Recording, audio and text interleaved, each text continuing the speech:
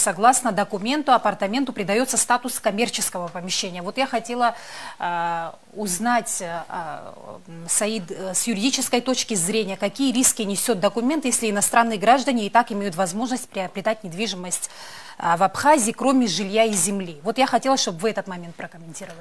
Ну, совершенно правильно было сказано, что речь идет о том, что коммерческая недвижимость, так называемая коммерческая недвижимость, потому что такого понятия нет в нашем гражданском законодательстве, есть понятие нежилые помещения, да, и, соответственно, их целевое назначение не предполагает проживание. То есть мы вводим такую специфическую категорию нежилых помещений, которая одновременно предполагает их проживание, да, временное пребывание, скажем, так это обозначено в законе.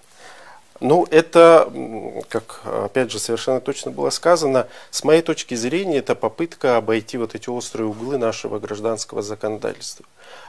Совершенно понятно, что вот этот запрет на приобретение жилого недвижимого имущества, он обоснован с разных точек зрения, и он был как раз направлен против того, чтобы Абхазия, там, не знаю, неконтролируемо не разбазаривалась там территория, земля и все прочее.